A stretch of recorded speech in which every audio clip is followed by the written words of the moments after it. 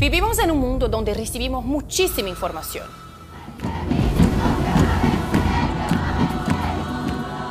Es posible que durante toda la vida haya sido bombardeada con la idea de que es un movimiento que lucha por la igualdad y por lo tanto es algo bueno.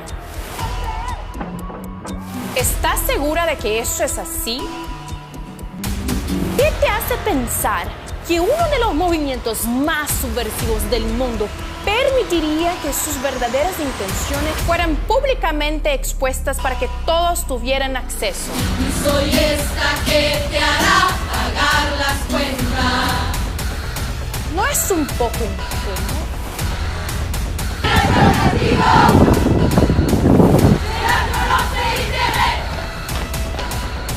En una batalla cultural, nada queda librado al azar.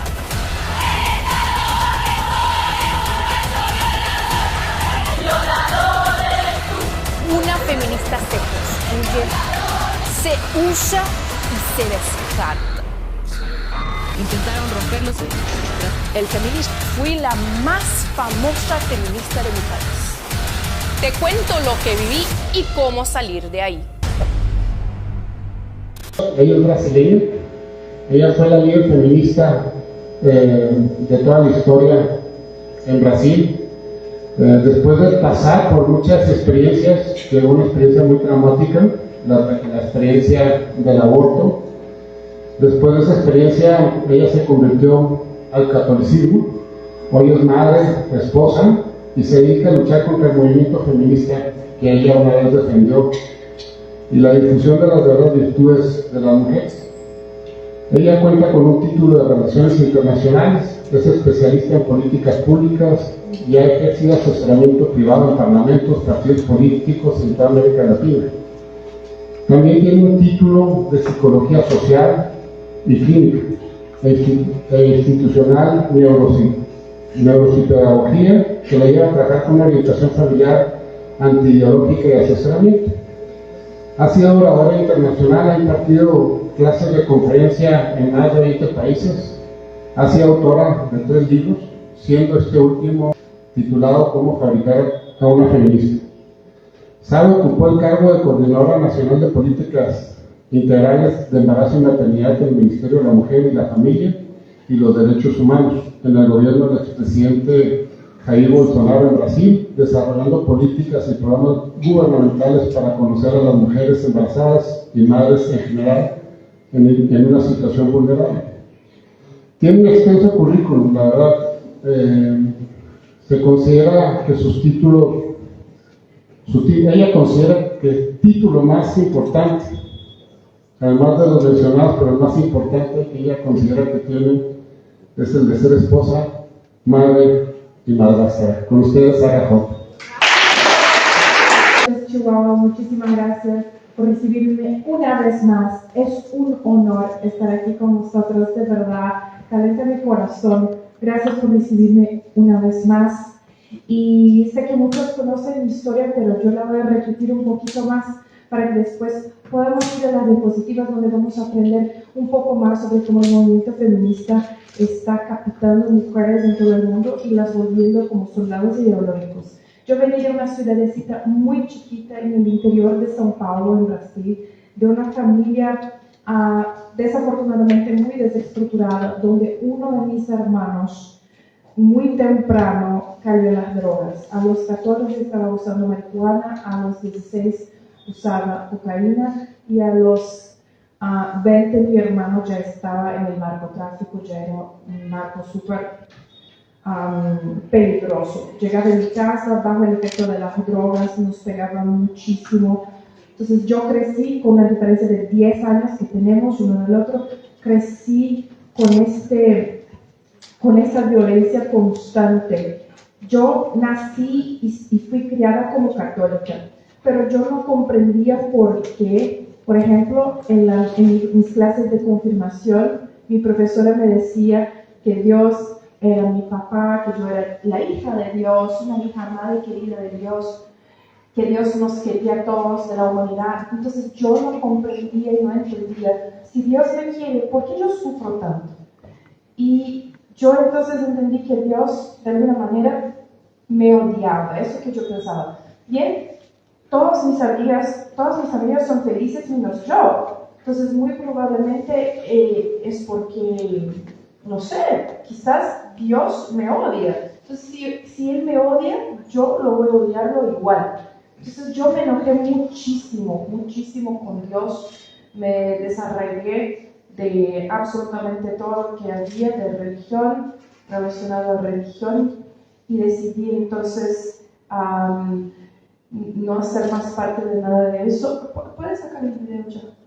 Gracias. Y yo súper decepcionada con la fe, porque no me daba las respuestas que yo buscaba.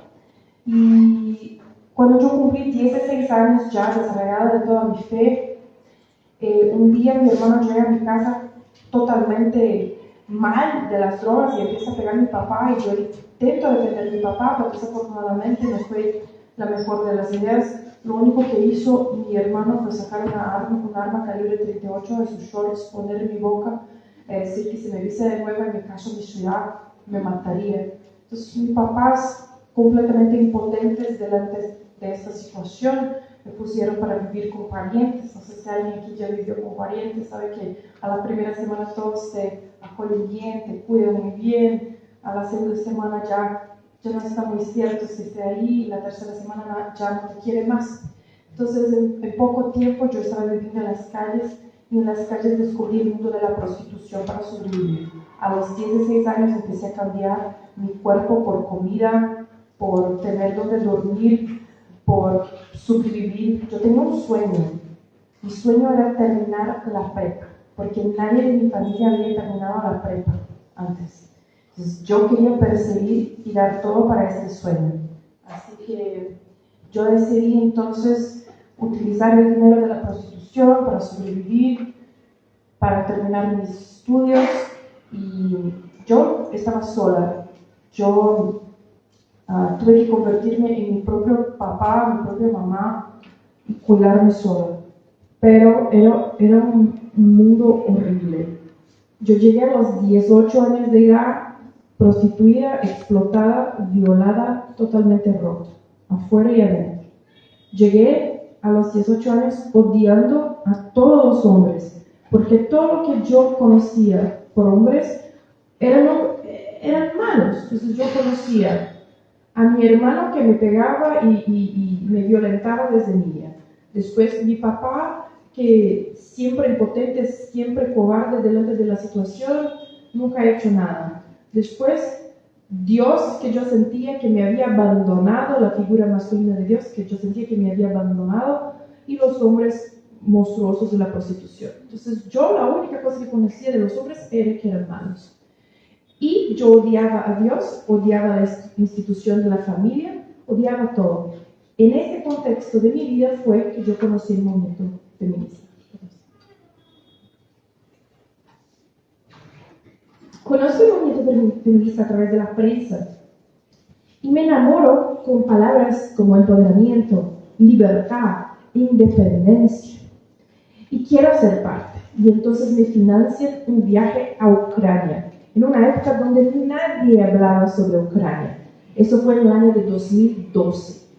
Llego a Ucrania y pensaba que yo era la única que iba a estar ahí para recibir un entrenamiento feminista, y cuando descubro hay más de 40 otras chicas de muchos países, incluso de México, de Argentina, de Estados Unidos, de España, de Reino Unido, de Holanda, de Francia, de muchos distintos países ahí, listas ya para recibirnos todas un entrenamiento en militancia, en subversión, en inteligencia. Yo pensaba que era como escribir en pósters y como hacer gritos de guerra, pero en realidad fue un ritual muy macabro, un lavado de cerebro que hicieron en nosotros. Ahí afuera hay disponible mi libro. Yo cuento toda mi historia en mi libro. Los que quieran adquirir está ahí afuera. No había llegado, pero ya llegó. Entonces, una de las primeras cosas que nos hicieron, la primera cosa de hecho que nos hicieron fue agarrar todos nuestros pertenencias así, femeninos, tiernos, como maquillajes o ropas así con flores o cosas femeninas, tirar a la basura y meter fuego, tirar fuego, como un ritual de que esto ya no nos pertenece. La feminidad, de acuerdo con ellos, sería una invención del patriarcado para esclavizar a la mujer y hacerla sumisa, hacerla débil. En una otra ocasión nos hicieron estar completamente desnudas en un salón así como es, solo sin sillas, totalmente desnudas en posición militarizada. ¿Hay niños aquí? ¿Niños chiquitos? ¿No? Ok. Y nos hacían bater en nuestro pecho y decir cada uno en nuestro idioma: yo soy una puta, yo soy una puta. Y en un primer momento suena muy raro, porque no creo que hay otra palabra peor que llamar a una mujer. Pero después de 4 horas, porque nos hicieron estar paradas, desnudas, haciendo eso y repitiendo por más de 4 horas, suena normal. Y me tomó muchos años a entender que eso era una técnica de deshumanización, una técnica de inteligencia, de deshumanización del individuo. Porque primero sonaba muy raro, pero al final sonaba normal. Nos hicieron resignificar esta palabra, que tan fea volvió empoderamiento. Y nos hicieron muchas otras cosas más. Y nos entrenaron y nos enseñaron a cómo hablar con la prensa, por ejemplo, a cómo ir en programas de televisión, y hicieron todos los arreglos para que cada una de nosotras, cuando volviésemos a nuestros países, fuéramos celebridades políticas. Y así fue hecho. Así que volví en Brasil, 40 días estuve en Ucrania, así que volví a Brasil. Yo me convertí en una super celebridad progre de mi país. Siempre he sido financiada a ir a los programas de televisión, a través de los medios de comunicación, cambiar al pensamiento de las personas, hablando siempre sobre el aborto legal. Había 2 cosas que desde Ucrania nos ordenaban mucho: hablar mal del cristianismo, porque el cristianismo sería la base de la opresión, el pilar de la opresión en contra de la mujer, el pilar del patriarcado, porque serían entonces las virtudes cristianas las responsables por mantener a la mujer encerrada en una esclavitud. Y la segunda cosa, después de descristianizar a la civilización, a la cultura, a los ciudadanos, meter las cuestiones relacionadas al aborto, porque en Brasil el aborto es ilegal. Entonces, primero descristianizar a las personas y después meter las cuestiones de aborto. Entonces yo iba a todos los programas de televisión, hacía giras en universidades y organizaba muchas protestas también. Y obviamente era financiada, recibía la plata para hacer y pagar a todo y todos. Y un día, a mis 22 años, yo entendí que estaba embarazada. Y estaba tenía mucho miedo. Yo tenía mucho miedo porque no sabía qué iba a hacer, ni sabía quién era el padre. Y todas mis amigas feministas me dijeron: Sara, sos la feminista más famosa de Brasil, hay que hacer un aborto. Así, tu historia puede ayudarnos a presionar en la Corte Suprema principalmente para despenalizar el aborto aquí en Brasil, porque sos la feminista más famosa y vas a hacer un aborto que es ilegal. Entonces, esta va a ser una historia muy buena para que podamos utilizar eso como un acto político. Y yo, pues bien, yo estoy aquí para servir y todo. Y me decían, además de eso que está en tu barriga, no es una persona, un ser humano, no es tan solamente un coágulo de sangre, una bolsita de células, no más. Y me ayudaron a hacer un aborto. Y yo hice un aborto con las pastillas, y me dijeron que yo iba a sentir como coliquitas menstruales, no más, pero me dijeron muchas veces: no miren en el inodoro, no importa lo que se pase, no miren el inodoro. Y yo pensaba que iba a sufrir cólicas menstruales, pero no, nadie me contó que para hacer un aborto, nadie está contando a las mujeres de Chihuahua que cuando Dios quiera que no, se las tengan acceso al aborto, así como yo, ellas van a pasar por horas y horas y horas interminables de trabajo, de parto. Porque cuando se toman las pastillas, su cuerpo se empiezan las contracciones de parto, porque el bebé tiene que salir. No es lo que duele, no es el tamaño del bebé, son las contracciones del parto. Así que cualquier mujer que toma las pastillas, no importa, vas a sufrir igual. La única diferencia es que vas a parir un hijo muerto y no un hijo vivo, pero vas a sufrir igual. Trabajo de parto. Después, para mirar en el fondo del inodoro y no ver, porque sí, yo miré, y no ver un coágulo de sangre, tampoco una bolsita de células. Ver a mi hija. Eso fue mío, me dijo. ¿Qué más de empoderamiento me dio el aborto? 10 días después, yo me desperté en el medio de la noche con un sangrado, una hemorragia terrible, terrible. Sangraba sin cesar. Las extremidades de mi mano ya estaban moradas, azules. Mi boca blanca, tenía fiebre, mucha fiebre, un dolor excruciante. No dolía, ardía, mis entrañas ardían como si yo tuviera un pedazo del infierno adentro de mi cuerpo. El olor que salía de adentro de mi cuerpo, horrible, de podrido, de muerte. Yo sabía que iba a morir. Llamé a todas mis amigas feministas pidiendo por ayuda, socorro. 7, 8, 9 amigas feministas decían: no te preocupes, vamos por ti, es nuestra compañera de lucha, vamos por ti.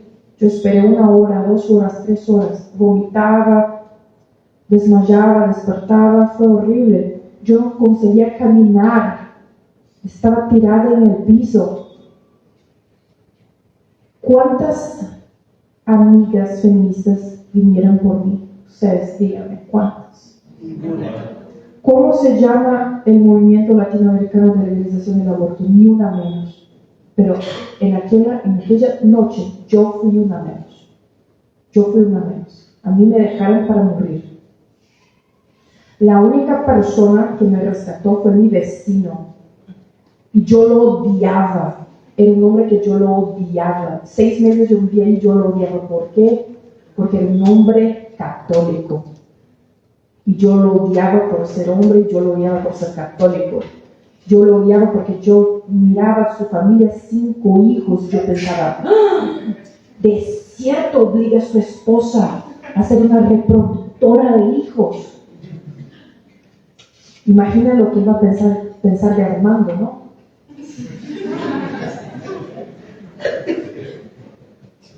Yo miraba a su esposa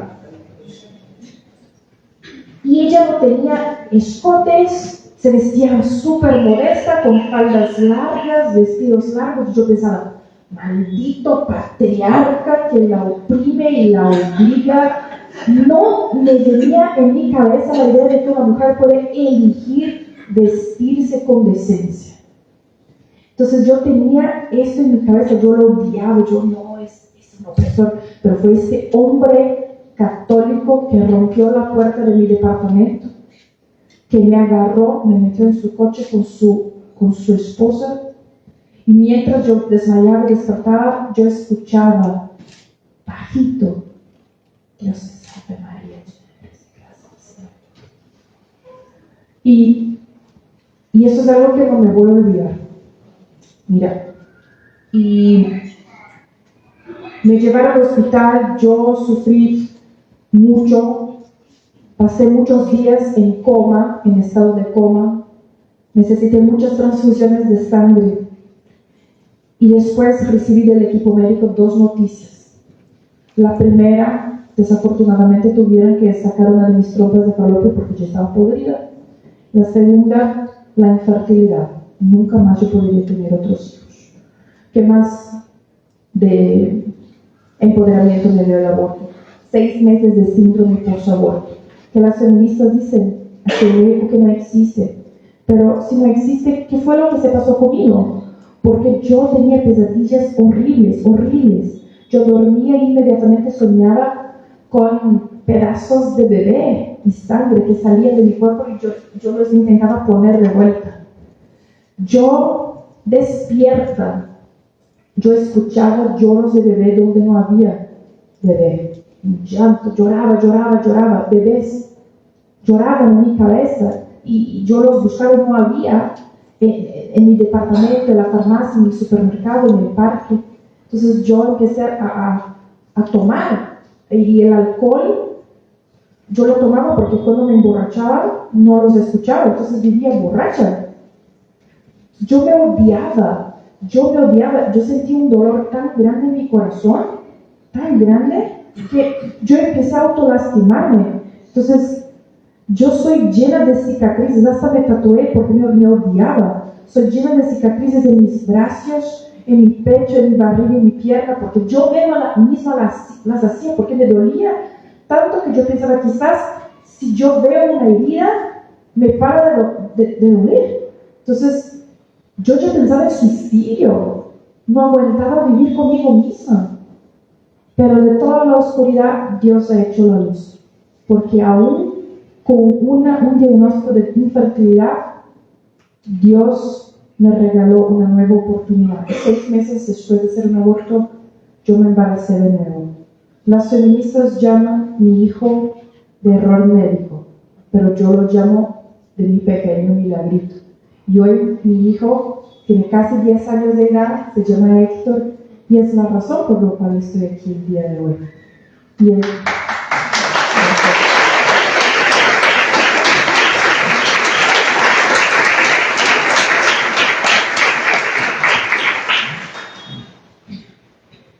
Muchas gracias.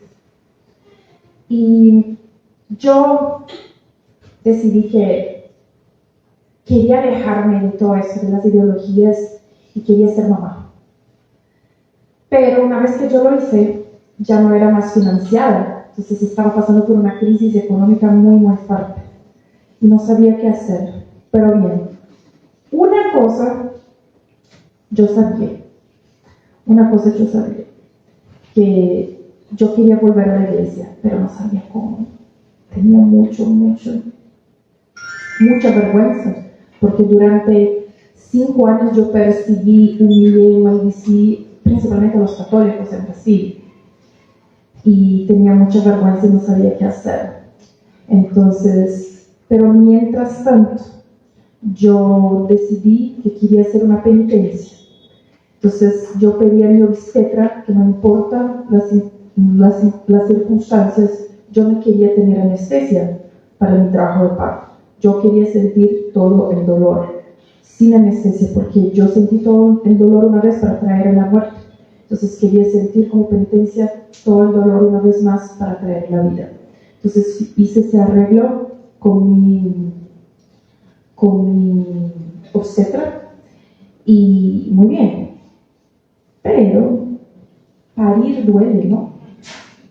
Duele mucho. Estaba yo en mi trabajo de parto y dolía demasiado. Entonces yo dije a mi obstetra, por favor, tráeme la anestesia. Y ella, no, pero me dice, ¡trae la anestesia! Salió corriendo a buscar el anestesiólogo. ¿Anestesiólogo se dice? Entonces, en este momento que se me apareció una mujer de cabellos negros y me regañó con amor. No sé cómo sabía, pero sabía, agarró mi mano, todo se puso dorado, yo no escuchaba nada, yo solo veía todo del color del oro. Y esa señora me agarró mi mano y me dijo, hija, ¿y tu penitencia? ¿Qué vas a hacer con tu penitencia? No, tú puedes hacerlo, síguele firme, toda tu vida va a cambiar y todo tu dolor va a pasar, no te preocupes, tú puedes. Y ahí viene entonces mi obstetra y yo, ¡vete de aquí con esta anestesia! Que voy a cumplir con mi penitencia. Y 5 minutos después, Héctor nació totalmente sano, sin ningún problema, y gracias a Dios yo cumplí con mi penitencia. Después yo conté a muchas personas, quería saber quién era la mujer para agradecerle. Y yo, no, porque no había mujer, estás loca, estás delirando, había mucho dolor y nadie me dijo quién era esta mujer. Y yo no había, ya me enojé porque me decían que yo estaba delirando, que ya, entonces dejé para otro tema. Entonces yo quería volver a la iglesia y no sabía cómo, no tenía idea, porque qué vergüenza, imagina una persona que persigue y después, hola, ¿qué tal? Entonces yo tenía mucho miedo de llegar a la iglesia y como yo era muy famosa, las personas pensaban que yo iba a hacer una protesta o alguna cosa así. Y la vergüenza moral y todo. Entonces yo hice lo que sabía hacer, serviría. Entonces yo grabé un video pidiendo perdón a todos los católicos, cristianos, no importa, que durante mis 5 años de feminismo yo había ofendido. Y pedí ayuda en ese video para volver a la iglesia. Y fue a través de este video que el movimiento Provida se contactó conmigo, porque el video fue viral, estamos hablando de 10 años atrás, cuando YouTube no era ni siquiera tan popular. Tuvo en 24 horas más de 100.000 visualizaciones y 4.000 comentarios diciendo, Sara, te perdonamos. Sí, te perdonamos. Fue una experiencia increíble, sentir el perdón cristiano en mi piel, fue algo maravilloso. Y en esos comentarios me estaban ofreciendo ayuda. Entonces, ¿quién fueron? Porque yo no tenía dinero para comprar comida, pañales. Héctor tenía 29 días de nacido cuando yo publiqué este video. Estaba en una situación muy difícil. Aparte, yo digo que el feminismo, esto no cuento mucho en mis testimonios, no sé por qué, pero debería. El feminismo me sacó demasiado. Me sacó una hija, me sacó muchos años de mi vida y hasta me sacó la oportunidad de dar de, ¿cómo se dice eso? Amamantar. Amamantar. Ay, qué feo. No sé portugués. Dar pecho. A mi hijo, porque cuando yo grabo el video, al mismo tiempo que a todos los cristianos de Brasil, cristianos de Chile, católicos y todo, estaban a mi lado todo el movimiento feminista, los progres, todo. Me persiguieron muchísimo, descubrieron dónde era. Mi mamá tiene una tienda de ropa usada y metieron piedras y amenazaron tirar fuego. Fue algo tan caótico que hasta mi leche se secó. Entonces, hasta el derecho y el privilegio de amamantar a mi hijo se me lo sacó el feminismo. Pero bien, aparte de eso, está muy fuerte como un toro, así que Dios lo tuvo misericordia. Y en estas condiciones, con una crisis financiera muy grande, ¿quién fueron los que me ayudaron? Los Provida, el movimiento Provida, el CAN que llega con pañales de mi hijo, con comida a nosotros, el movimiento Provida que durante 5 años yo perseguí, maldicí, odié. Fue el movimiento que me dio la mano, me dio ropitas a Héctor, me dio fórmula se dice también, me dio tengo que ser más consciente en esto. Fórmula, me dio juguetes, pagó 1 año de mi alquiler. Decían, hablas muy bien, es inteligente. Me metieron en la universidad, pagaron 1 año de mi universidad, me regalaron un empleo, me ayudaron a salir adelante. Y yo salí adelante, aprendí a hablar inglés, aprendí a hablar español. Ahí vamos, con Duolingo, ¿no? Estudié mucho, cumplí la carrera de Relaciones Internacionales, seguí estudiando hasta que los humillados son los exaltados, ¿no? Y en el año 2019, después de estudiar, después de trabajar mucho, el expresidente Jair Bolsonaro me invitó a ser la coordinadora nacional de políticas para maternidad y embarazo de todo el país. Y hicimos cosas maravillosas para el movimiento Provida. Hicimos muchas cosas por las mujeres, por los niños no nacidos y nacidos. Pero a mí no me gustaba mucho esta vida de oficina. a mí me gustaba hablar con la gente. Entonces empiezo a dar giras y escribir libros. Un día descubro este gringo lindo que vive en Texas, me caso, y lo que me dejaba un poco molesta era el hecho de que, de hecho, después de tantos exámenes y todo, yo sabía que Héctor fue un milagro y que yo no podría generar otros hijos. Y yo quería tener otros hijos, pues Dios me mandó un marido con 4 hijos más. Dice, Dios, no era necesario tanto, pero ya, no, estoy de broma, los amo demasiado, son mi familia, los amo y digo que eso es lo que quería, eso era absolutamente todo lo que quería. Y ustedes pueden preguntar sobre la mujer que me ayudó, pues yo descubrí quién era. En este video que yo grabé, había un sacerdote, hasta hoy es mi director espiritual, de lo que me casó. Me dijo, quiero enviarte un detalle, por favor, mándame tu ubicación. Yo no lo conocía, pero era un sacerdote. Entonces le envié mi ubicación y llegó el detalle, y era un cuadro. Cuando abro este cuadro, está ahí pintada la señora que me ayudó, la Virgen de Guadalupe. Y yo nunca la había visto, porque no es popular en Brasil. En Brasil nuestra patrona es Nuestra Señora Aparecida.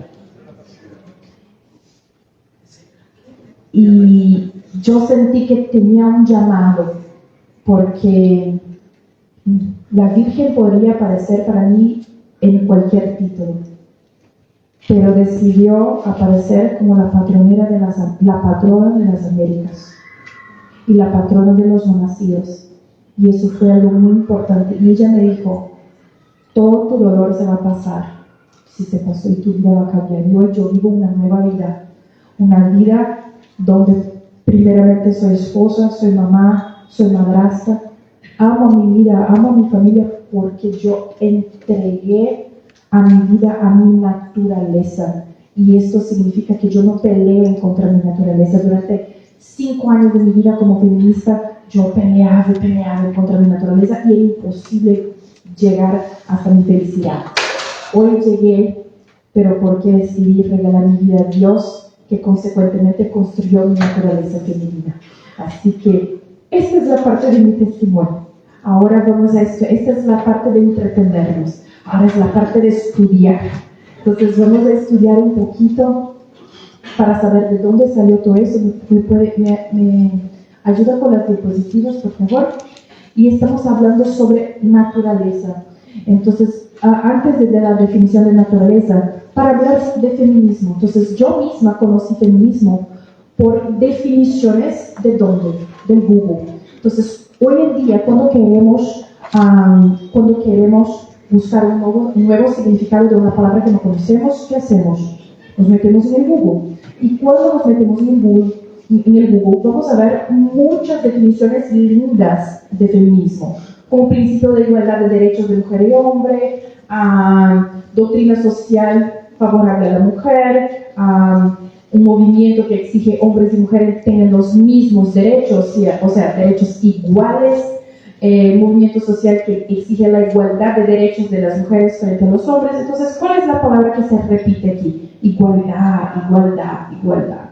Y vamos a ver ya que la igualdad ni siempre es buena. Siguiente, por favor. Pero ¿cuál es mi definición? La definición zarística de feminismo.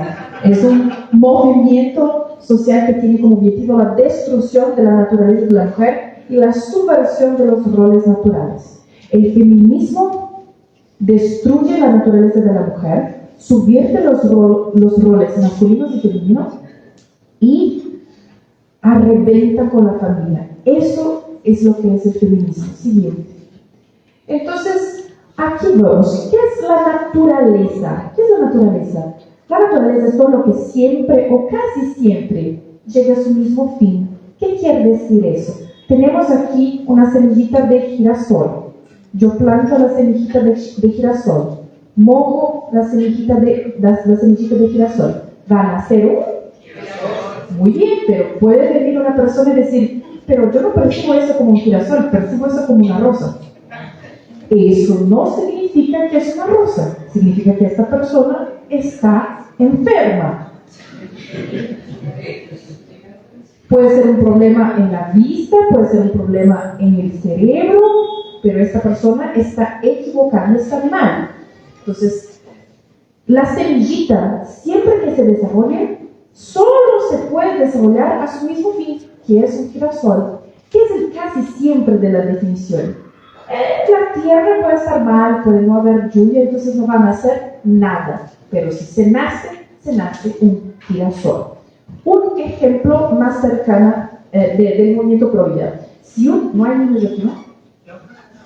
Si un hombre y una mujer están manteniendo relaciones sexuales sin contraceptivos y a veces con contraceptivos, los dos son sanos, la única cosa que se puede generar de esta relación es un embarazo. ¿Y de qué? De un otro individuo, ¿de qué especie? Humana. Ok, muy bien. Entonces, de una relación sexual entre hombre y mujer no se puede generar, por ejemplo, un tumor. No se puede generar nada que no sea el fin para el cual fue criado. No se puede generar un embrión de elefante, no, es un embrión humano. Entonces, la naturaleza es todo lo que siempre llega a su mismo fin. Y la naturaleza es incambiable. La naturaleza no se la puede cambiar. Yo puedo llegar, yo no, porque yo sí soy sana, por eso ahora, ¿no? Pero uno puede llegar y pintar el girasol de rosado, es decir, eso es una rosa. No significa que es una rosa. La naturaleza es una propiedad de la verdad. La verdad es incambiable. La naturaleza solo se desarrolla para lo que es su fin, pero nunca cambia. Nunca se olviden de eso. Y hombres y mujeres llevan naturalezas distintas. Tenemos y nacemos con virtudes y vicios. Las virtudes son hábitos buenos son cosas buenas que haciendo todos los días se vuelve en un hábito bueno. Y los vicios al revés. El vicio es algo malo que hacemos todos los días hasta que se vuelve un hábito malo. Ese es un vicio. Y las mujeres nacen con su naturaleza inclinadas a criar, a cuidar, a multiplicar, más sensitivas a la belleza, a la benevolencia. Todavía las mujeres también tienen su lado vicioso. Si nosotros no cultivamos las virtudes, vamos a caer en vicios. ¿Cuáles son los vicios más propiamente femeninos? Los chismes, la vanidad extremada, el control, los escándalos, el celo. Todo eso son vicios más inclinados a la naturaleza femenina. Así como los hombres también tienen sus virtudes, como proveer, proteger, presidir, la fuerza, el coraje, pero también van a presentar en un estado de vicio algunas debilidades, como la violencia, una inclinación más grande al alcohol y las drogas, a la adicción, la lujuria con la pornografía, con la prostitución, el desorden, ¿sí? La suciedad. Entonces, estos son vicios más inclinados a la naturaleza femenina. Ojo, lo que hace el movimiento feminista es convencer a las mujeres que todas sus virtudes son algo terrible, que todas sus virtudes han de ser tiradas de la basura, porque es algo que la esclaviza, es algo que la hace débil, y convence a los hombres que todas sus virtudes es una masculinidad tóxica. La tiene que tirar en la basura porque eso es mal, eso es patriarcal. Entonces lo que hace el feminismo es sacar virtudes masculinas y femeninas en la basura y subvertir los vicios. Entonces, Cuando miramos a una feminista, ¿qué vemos? Violencia, drogas y alcohol, lujuria, desorden, etc. Los peores vicios masculinos. Y cuando miramos a un transexual, el extremo en el otro espectro, ¿qué vamos a ver? Chismes, la vanidad extremada, el control, los escándalos. Eso es lo que tan peligroso es el movimiento feminista, que está travestido de, ay, solo son derechos a las mujeres. Eso es muy, muy peligroso. Entonces, siguiente, por favor. Vamos a comprender un poquito más. Pueden sacar fotos, porque yo voy a pasar rápido. Entonces, ¿cómo era la vida de las mujeres en la antigüedad, en la Edad Media? Porque muchas veces las feministas dicen, si no fuera el movimiento feminista, no iba a poder escribir, leer, publicar tus cosas, no iba a poder ni trabajar, ni votar, ni nada. Es como si nosotros, mujeres, todas tuviéramos una deuda con el feminismo. Constantemente ellas nos recuerdan que tenemos que, no puedes opinar en contra del feminismo, porque si no fueran las feministas no podrían trabajar, estudiar, votar, etc. Pero en realidad, la historia no es muy bien así. En Grecia, por ejemplo, las mujeres eran una sociedad que no era cristiana, era una sociedad pagana, extremadamente maltratadas las mujeres. El único empleo que claro que las mujeres trabajaban, la mujer siempre trabajó, pero el único empleo formal reconocido por el Estado griego era de prostituta. Entonces, una sociedad pagana era una sociedad donde la mujer era extremadamente maltratada, no era considerada ciudadana, no tenía ningún derecho. Siguiente, por favor. Con la ascensión del cristianismo en la Edad Media, la situación de la mujer empieza a cambiar. Imagina una sociedad donde 70-90% de las personas vivían en el campo. Entonces, ¿por qué las mujeres no podían trabajar? El movimiento feminista fue el responsable por las mujeres trabajar. Ya ustedes pensaron, ¿cómo las mujeres se mantenían en el pasado si no trabajaban? La verdad es que la mujer siempre ha trabajado, la mujer siempre trabajó, porque si no trabajaba no vivía, no comía, no sobrevivía. Imagina una sociedad donde hasta el 90% de las personas eran campesinos y tenían que hacer todo el tipo de actividad para sobrevivir. Entonces, por ejemplo, ¿dónde podemos ver la historia? A través de fuentes primarias. ¿Qué son las fuentes primarias? Poesías, músicas, pinturas, iluminuras que las personas hicieran y documentaran lo que estaban viviendo. Entonces, vamos a ver un poco de lo que estaba pasando en la Edad Media. Siguiente. Me parece que están trabajando, ¿no? Esto es un cuadro llamado Muy ricas horas del Duque de Berry y está en portugués, perdón, estaba cansada, así que ustedes aprenden portugués también. Se nota que estaba cansada.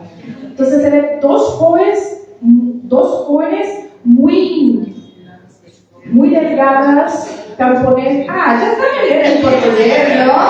Ya saben leer portuñol, claro, así empecé yo y así sigo. Y mira lo que están haciendo. Este cuadro, esta imagen es de 1380. 1380. ¿Qué están haciendo? Exacto.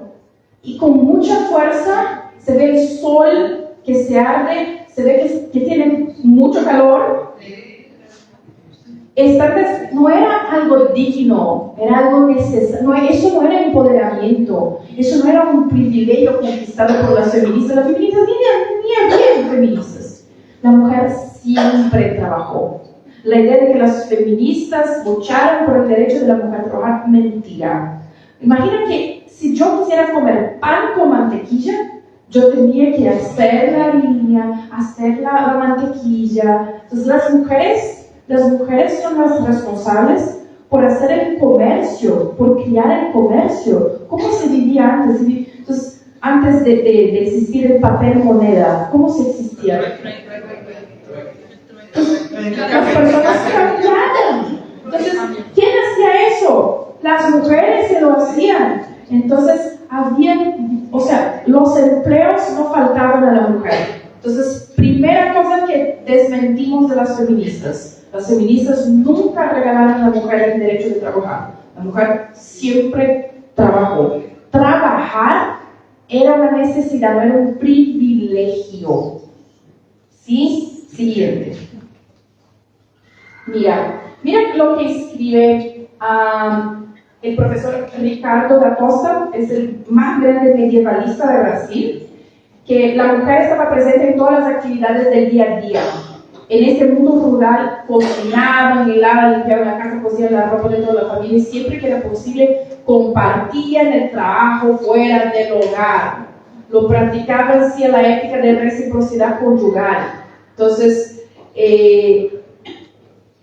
el profesor Robert Fossier está convencido de que la mujer del siglo XVIII, soltera, casada o viuda, no era en modo alguno inferior del siglo XIII, no era inferior a del siglo XVIII, y mucho menos la del siglo XX. Entonces, lo que nos falta a nosotros a veces para salir de las mentiras de las ideologías es estudiar. Nos falta. Todavía aquí podemos tener una sesión de terapia y decir la verdad, no podemos continuar yendo por el camino corto. Muchas personas van a decir, no, es que había un feminismo, comienzo el feminismo era bueno. No, señores. Y yo les voy a probar. Sí. Que las mujeres eran muy oprimidas. Mira, aquí estamos con una pintura también del siglo XVIII. Una mujer viste rojo, significa que probablemente era de una familia real, de la aristocracia. Y ella no se puede ver bien aquí, pero ella está castando. Ella tiene un falcón, está castando. La mujer castando, sí, la mujer hacía estas cosas. Entonces, claro que la mujer también era pegada, violentada, como sigue siendo hoy. Pero no significa que las feministas hicieran algo para mejorar la condición a la mujer. Lo que regaló dignidad a la mujer, principalmente durante el periodo medieval, no fue el feminismo ni siquiera existía. Fue la Iglesia Católica, con la idea de que la mujer, por la primera vez en la historia, la mujer tenía un rol central, un rol importantísimo. Todas las mujeres de las escrituras, de la tradición, extremadamente importantísimas, incluso es que más tarde se queda peor el español. Al final ya terminó. Y yo hablaba mejor el español. Después de un año viviendo en Estados Unidos, ya soy gringa. La ignorancia se perdón. Así que,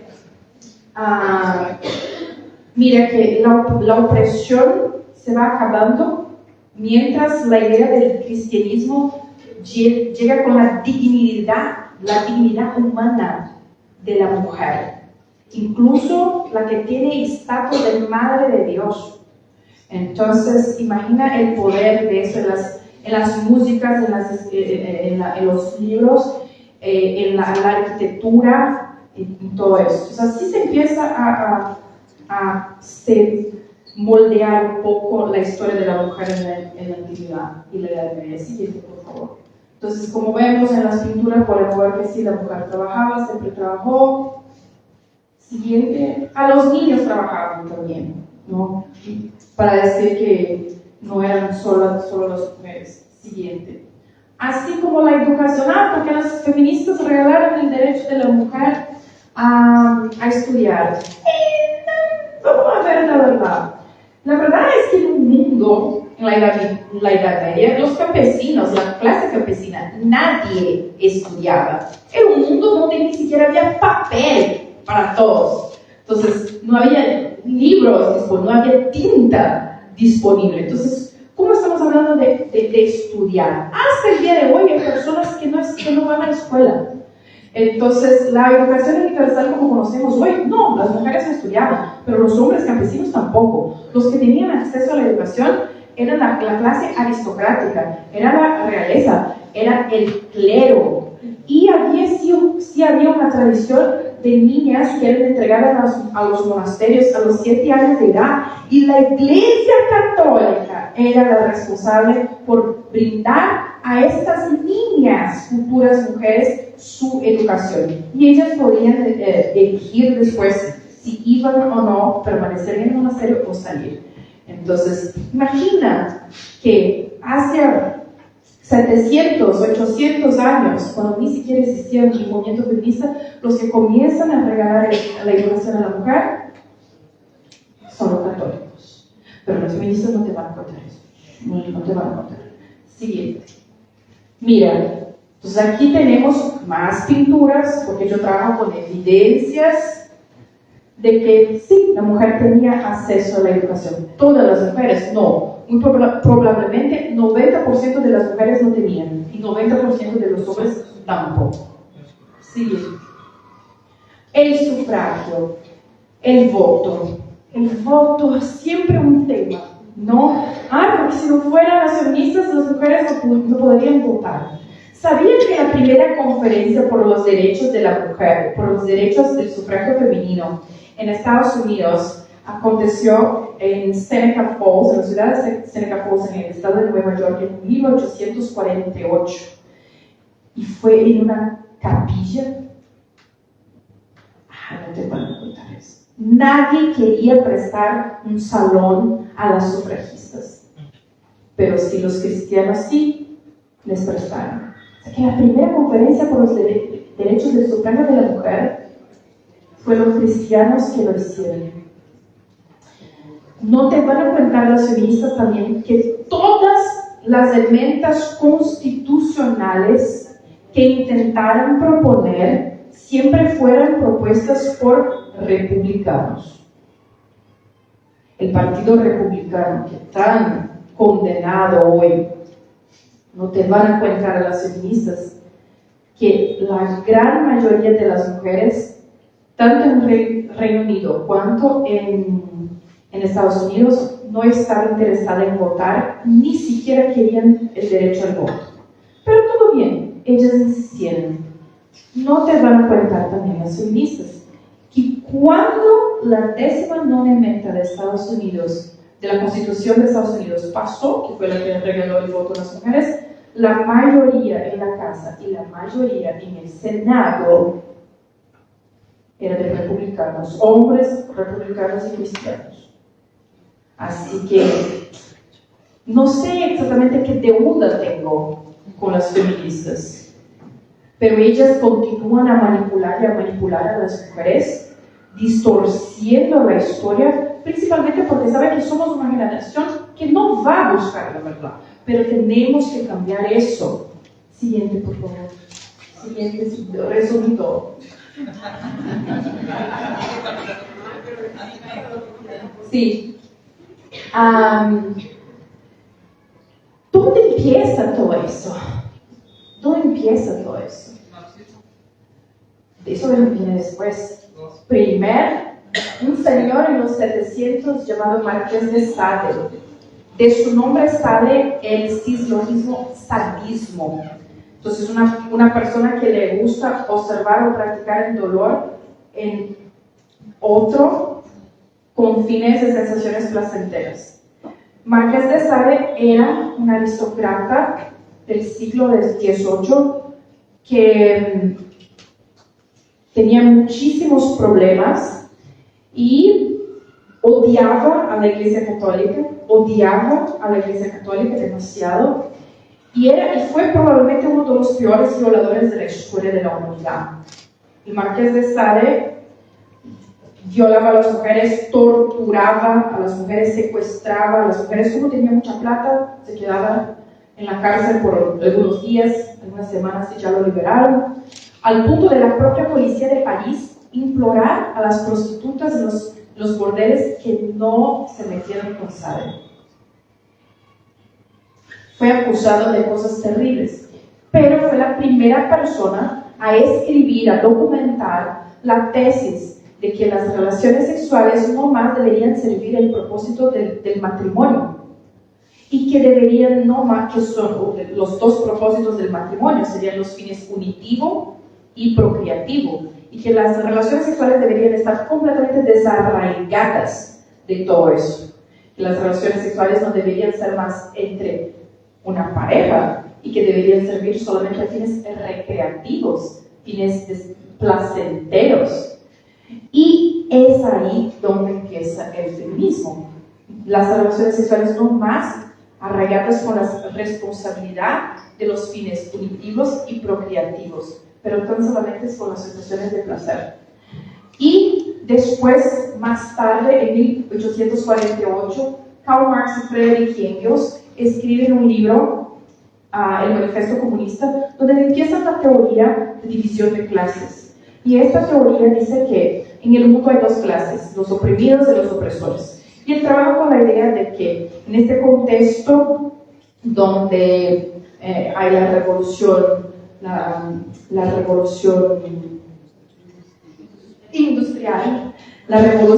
industrial, el concepto de que los dueños de las fábricas, de las industrias, de lo que llaman de medios de producción, son los opresores, y que el trabajador, pobre, obrero, operario es el oprimido, y que la única manera de liberarse de la opresión de sus jefes sería a través de una revolución violenta en contra de ellos, tomando el poder y entonces institucionalizando el comunismo. Las feministas, basadas en la teoría marxista, hicieron la misma cosa, solo que ahora no era más una división de clases, pero sino una división de sexo, donde sería entonces el sexo masculino el opresor, el sexo femenino el oprimido. Sería el hombre el opresor, la mujer la oprimida. Entonces, ¿y qué estaría explotando en la mujer?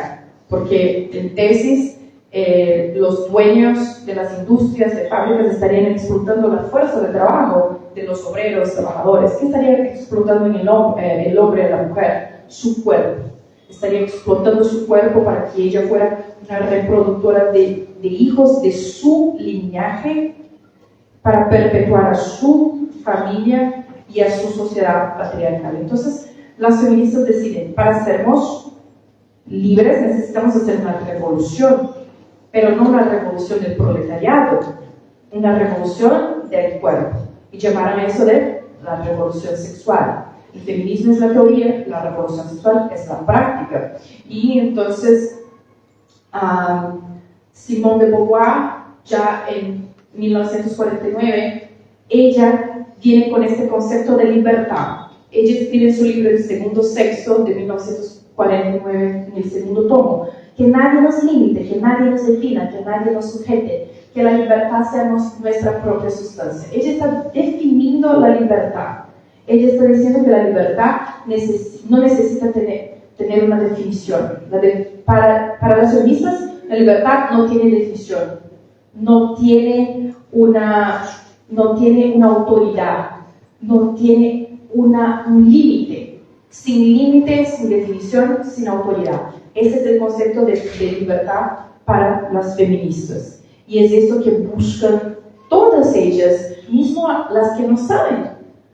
Después, en 53, Beth Friedan escribe el libro que desafortunadamente fue bestseller, que es La mística de la feminidad, y ella escribe sobre la maternidad y el matrimonio ser la esclavitud de la mujer.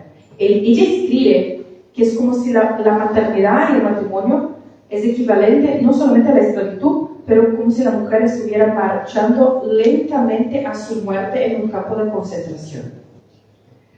Y Kate Millett, en 69, escribe un libro llamado La política sexual, donde ella nos enseña a cómo crear una revolución sexual. Primero, ella empieza a decir que el personal es político, o sea, todas las cosas que influyen a la escala privada de nuestra vida serían ahora políticas. ¿Qué quiere decir eso? Que la manera que criamos nuestros niños, que la manera que nuestro cuerpo, que ahora no sería más privado, pero sería entonces de dominio público, sería problematizado y politizado. Y la revolución sexual en práctica. Siguiente, por favor. Pero van a decir que Sara, pero antes las feministas eran buenas, ahora son radicales. Antes eran buenas. Bien, Valerie Solanas describe eso en los años 50, perdón. Hoy en día es técnicamente posible reproducir la raza humana sin la ayuda de los machos y producir solo hembras. Es necesario comenzar a hacer eso ahora mismo. Mantener el sexo masculino ni siquiera tiene el dudoso propósito de la reproducción. El hombre es un accidente biológico.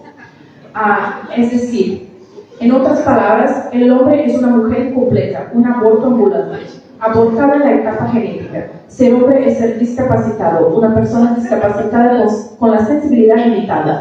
La masculinidad es una disfunción, una enfermedad y los hombres están emocionalmente viciados. Pero van a decir que sí, las primeras feministas eran buenas.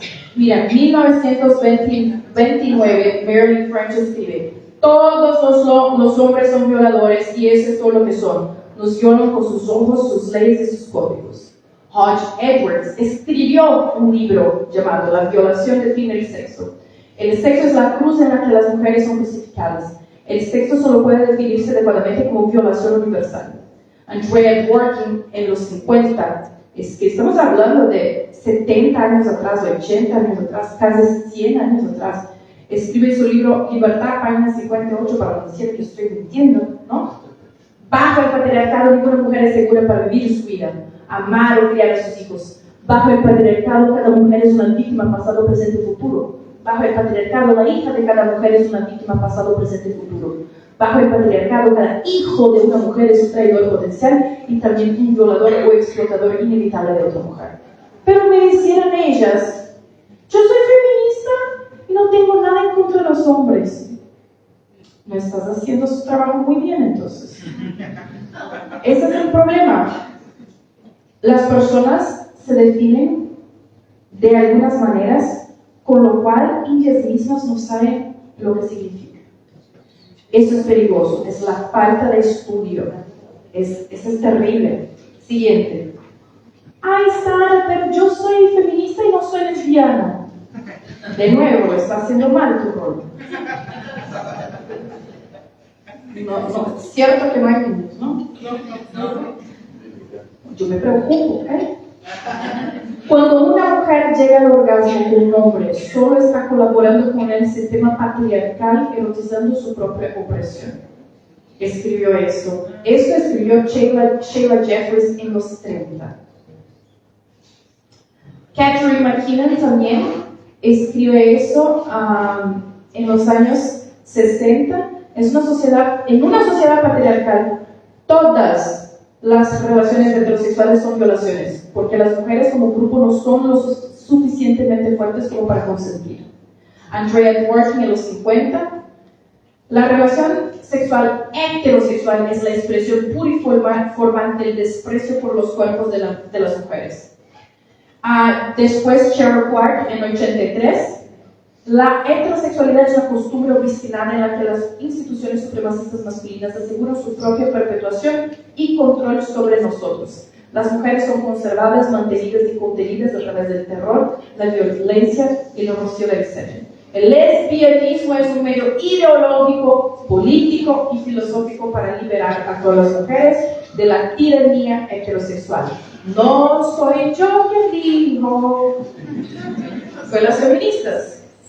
Entonces, esta responsabilidad no cargo yo. Yo solo estudié y trajo aquí. Para que no me digan más. No, es que las feministas del pasado eran buenas. ¿De qué pasado? De cuando no existían. ¡Oh, maravilla! Estas sí eran súper buenas. Siguiente.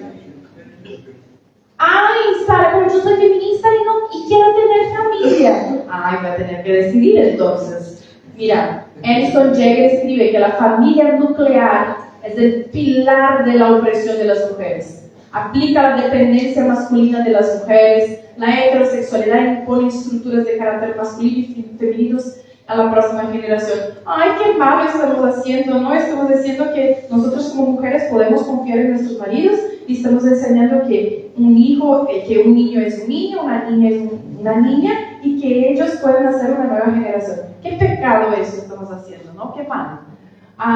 Linda Gordon, en 69, en su libro Funciones Familiares, escribe: la familia nuclear debe ser destruida y las personas deben encontrar mejores formas de vivir juntas. Cualquiera que sea su significado final, la disolución es una palabra bonita para destrucción de las familias, es ahora un proceso objetivamente revolucionario.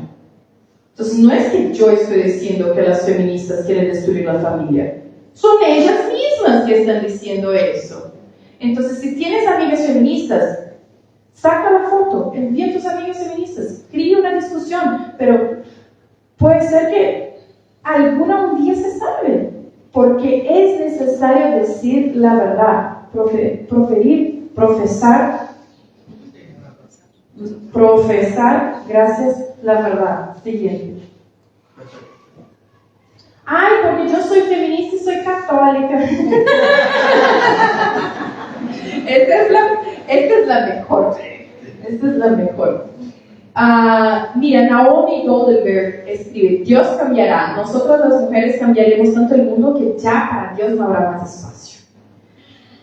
Mary Day escribe: si Dios es hombre, entonces el hombre es Dios. El patriarca divino castra a las mujeres mientras se le permita vivir en la imaginación humana. Es decir, tenemos que sacar a Dios del imaginario de las personas, descristianizar, una vez descristianizar a las personas, ya. Es ahí que se llega el aborto, la ideología de género, las drogas, las bandas, todo lo que hay en mano.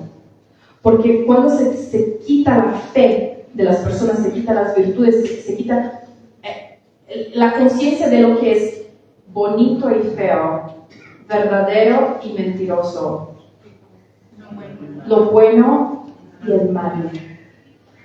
Entonces, necesitamos nos recristianizar. Es así que vamos a recuperar lo que fue perdido. Lo que quiero llamar la atención es que no es necesario para ayudar a mujeres en situación de vulnerabilidad, porque ya puedes sacar la presentación. Porque México es un país que tiene mucha explotación de la mujer, trata de gente, hay mucha violencia a la mujer, hay índices muy grandes de violencia contra la mujer, de muerte de mujeres aquí. Sí, existen, todos estos problemas existen. Todos los problemas que los progres se quejan existen. Por ejemplo, hay gente que odia a los homosexuales, que los quieren muertos, que los quieren... Sí, todo eso existe. Pero la manera por la cual ellos quieren tratar de esos temas está totalmente equivocada. Porque ellos crían problemas. Si hoy la mujer sufre todo eso, es porque vivimos en un mundo descristianizados. Totalmente descristianizados. Tenemos una solución. Yo digo que la solución es, primero, recristianizar a los hombres. Los hombres salvarán a las mujeres, señores.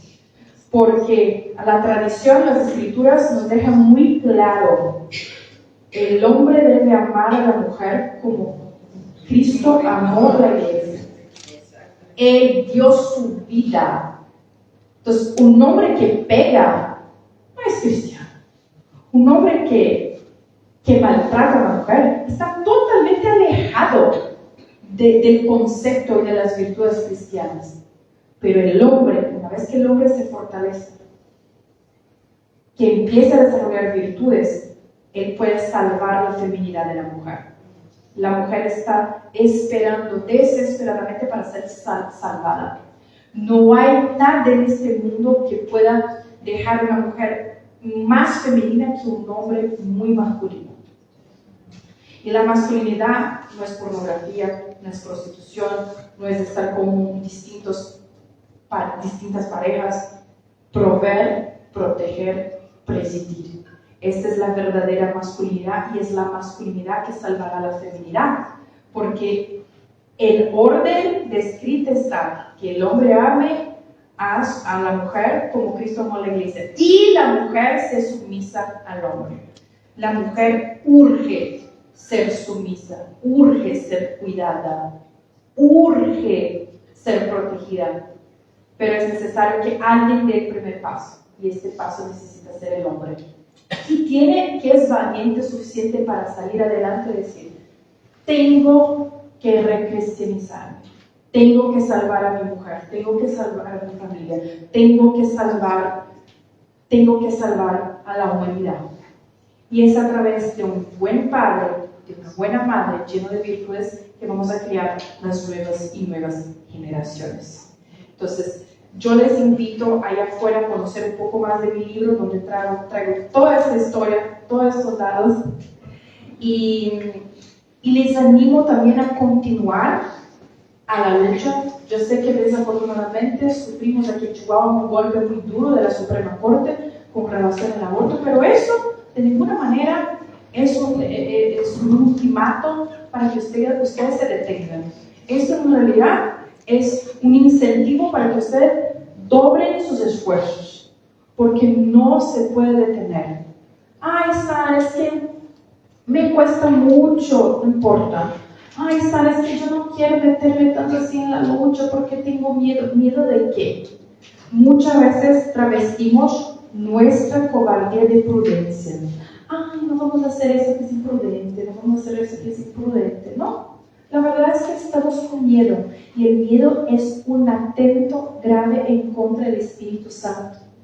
Necesitamos comprender que es un miedo irracional y que tenemos hasta el miedo de sufrir. Ay, es que no quiero involucrarme mucho porque tengo miedo, porque me va a doler. ¿Y qué? Deja que duela. Es como San Francisco de Sales decía: hay dos maneras de cargar una cruz. Porque todos nosotros tenemos una cruz. Si Jesucristo tuvo una cruz, ¿quiénes somos nosotros fifís apapachados que no queremos tener una cruz? Entonces hay dos maneras de cargar una cruz. Podemos poner aquí en la espalda: ay, me duele, no quiero, ay, no. Y esto solo nos retrasa a llegar a nuestra redención. O podemos hacer el otro método: pecho afuera, barriga adentro, la cruz aquí, dignidad, la cara, y vamos. ¿Por qué me duele? Deja que duela. ¿Por qué me duele? Deja que duela. Vete con el dolor mismo. ¿Y qué? El dolor ni siempre es algo malo. Incluso yo digo que tenemos que parar de pedir a Dios: ay, no me mandes sufrimiento. No, el sufrimiento dignifica a veces. Enséñame a sufrir bien. Enséñame a sufrir para el bien. Mira mi historia. ¿Cuánto yo sufrí? Y yo me preguntaba: ¿por qué? Y no, ¿y por qué? Pues, ¿para qué? Y yo no me arrepiento de nada. Yo estoy contenta por todo el sufrimiento que yo pasé, porque Dios me ayudó a llegar aquí donde estoy el día de hoy.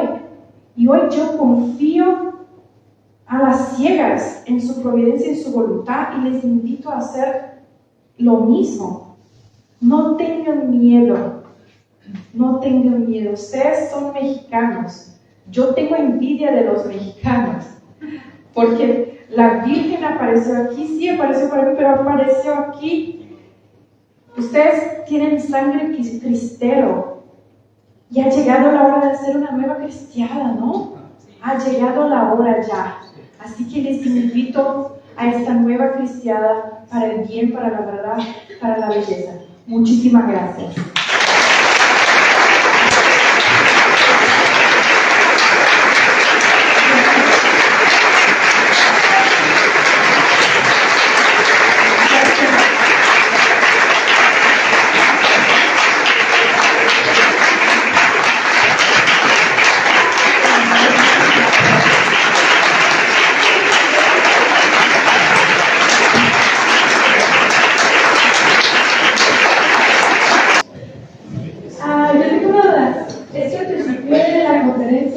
mencionaste que fuiste a Ucrania. Entonces, ¿qué organización te mandó a Ucrania y qué organización te estuvo financiando durante todo tu periodo feminista en Brasil?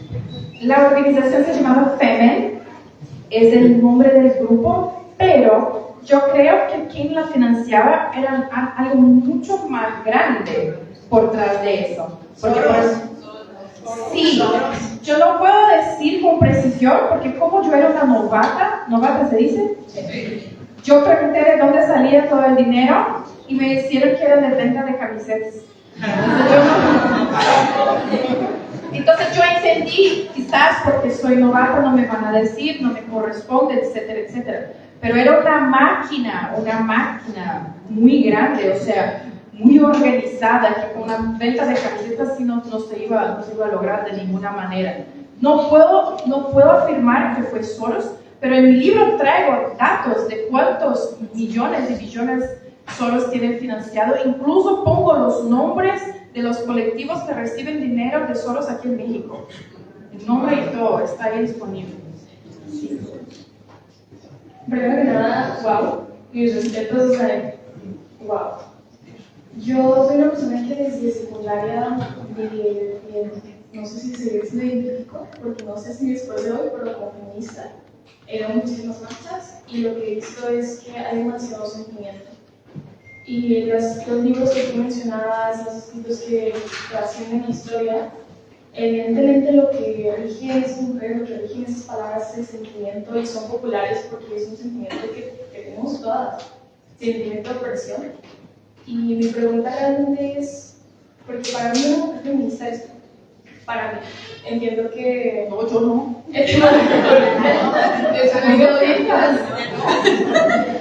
Pero, o sea, para mí el luchar por los derechos de la mujer, lo que estoy haciendo para mí tiene muchísimo valor.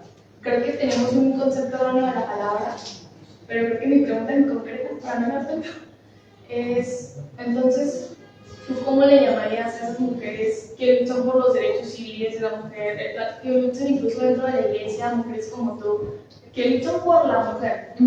Si no es feminista, ¿qué palabra usarías? Católica. No.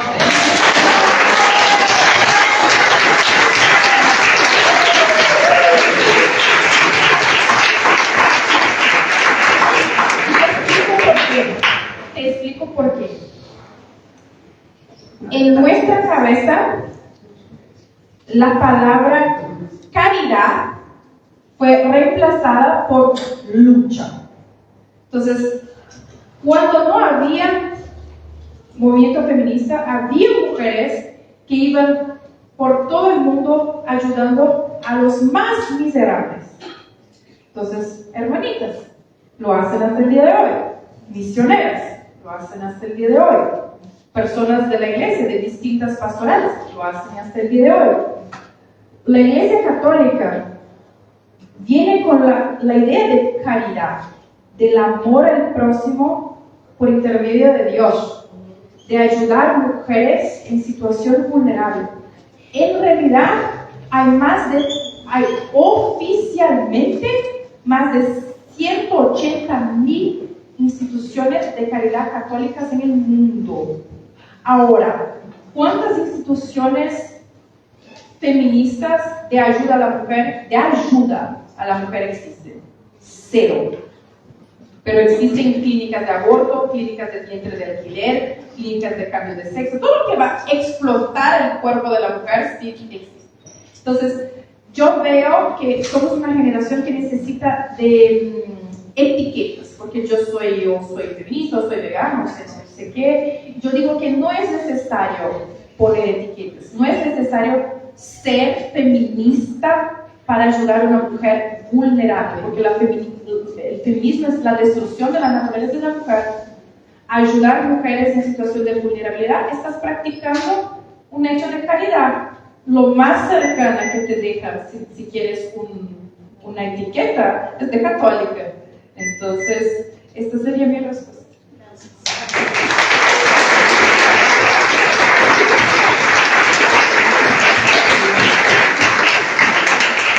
Buenas tardes, Ana. Bueno, yo te quiero decir que te admiro. antes de preguntarte lo que te voy a preguntar, porque es muy rudo, ¿de dónde pasó de ser una prostituta a estar en un lugar tan lejano como Ucrania? O sea, ¿qué pasó en ese ínter? ¿Por qué te escogieron a ti? Sí, fue muy loco. O sea, fue muy loco. O sea, a veces ni yo creo.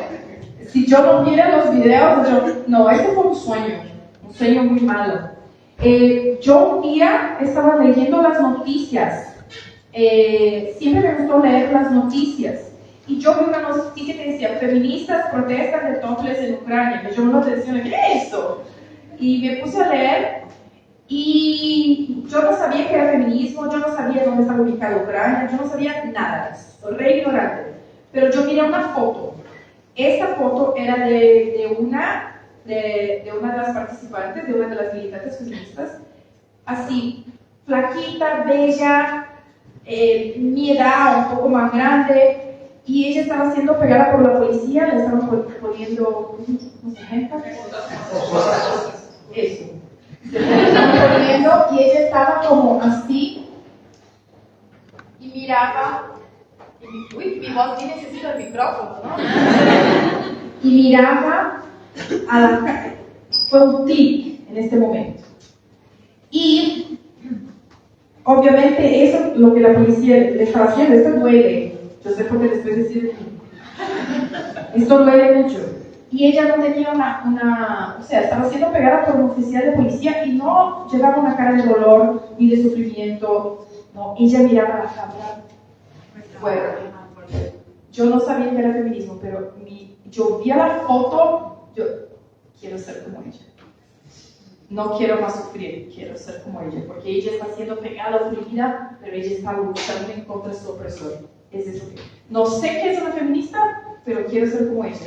Entonces yo les escribí por Facebook y ellas me devolvieron, entonces de ahí empezó toda la tratativa. Esta mujer, su nombre es Oksana Sachko, y en el año de 2018 se suicidó. Antes de morir dejó una carta diciendo, todo eso es de mentira. Todo eso es de mentira. Sí. Hola Sara, primero que nada, como Iglesia Católica, que yo sé que hablo por muchos de ustedes, te quiero dar las gracias porque tú eres el frente de batalla.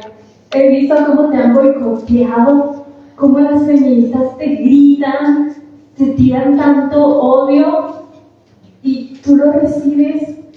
Primero que nada, gracias. Gracias, ay, perdón. Gracias por todo lo que haces por la Iglesia Católica.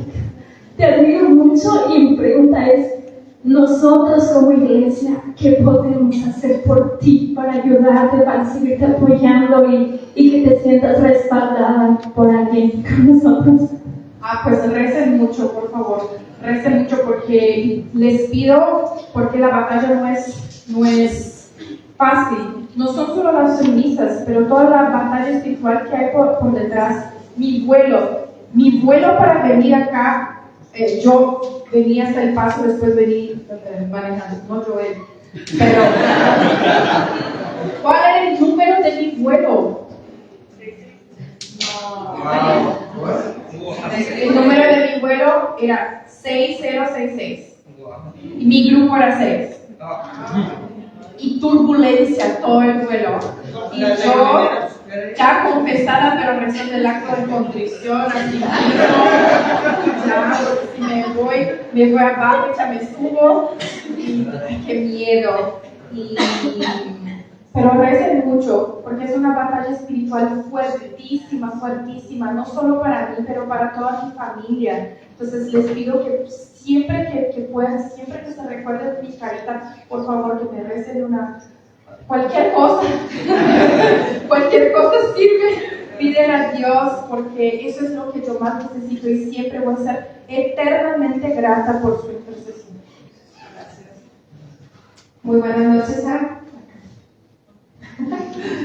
Igual que todos, gracias infinitas. La verdad es que yo, como te veo, es que eres un instrumento valiosísimo de Dios, porque estás llevando esa cruz así como tú la abrazas y como ofreciste tu sacrificio ahí en ese parto, es lo que debemos de aprender todos. Y yo quiero compartirte lo siguiente: hay un libro que se llama Gestión del Tiempo para Mortales, y cuando lo estaba leyendo me llamó mucho la atención que hay una referencia al libro de Simone Beauvoir, que dice: un azar imprevisible en el estado actual de la ciencia me hizo nacer mujer. Esto para mí fue un descubrimiento muy grande porque se contradice totalmente. ¿Qué es lo que dice ella? No se nace mujer, llega uno a ser. Sí. Entonces, me parece una cita muy importante que también nos sirve como argumento precisamente para toda la mentira que es el feminismo. Entonces, ¿qué nos podrías comentar sobre eso? Gracias. Claro, creo que mi comentario sería que no podemos nosotros exigir de las feministas que sean contundentes con sus propios argumentos, porque ni siquiera están psicológicamente sanas. Y digo eso no solo para ofenderlas, pero también para ofenderlas. Pero que también es la verdad.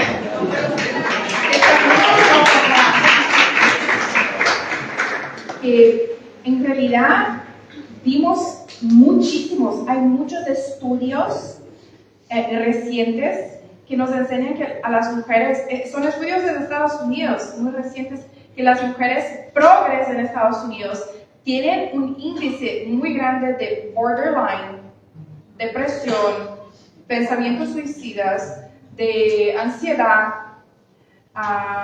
de muchas enfermedades psiquiátricas. Entonces, y yo también tenía todo eso, ¿no? Entonces, quizás mi próximo libro es exactamente correlacionando el feminismo y las enfermedades psiquiátricas, porque si volvemos a la historia, todas estas mujeres que yo leí tenían problemas psiquiátricos graves y son consideradas súper intelectuales e influenciaron generaciones y generaciones. Una de ellas, Sheila Jeffries, sigue viva. Ya, o sea, no, ya es como Soros.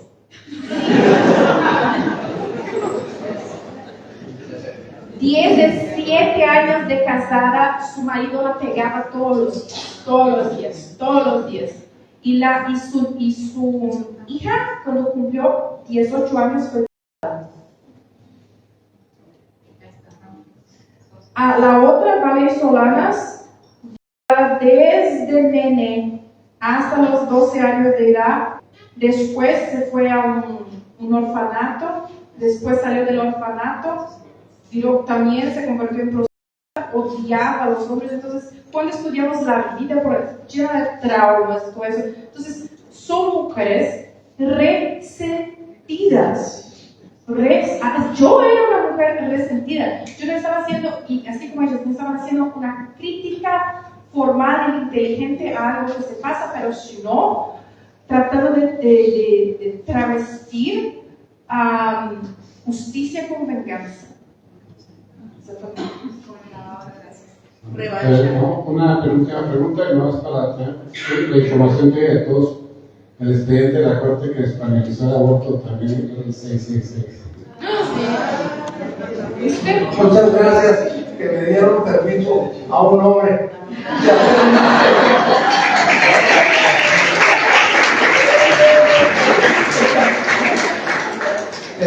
Sara, muchas gracias primero por tu presentación, sumamente conmovedora.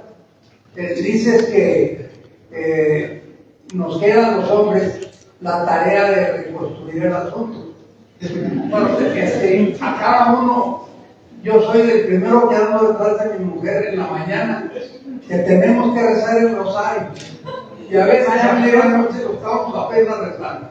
Pero bueno, estoy haciendo parte de esta tarea, ¿no?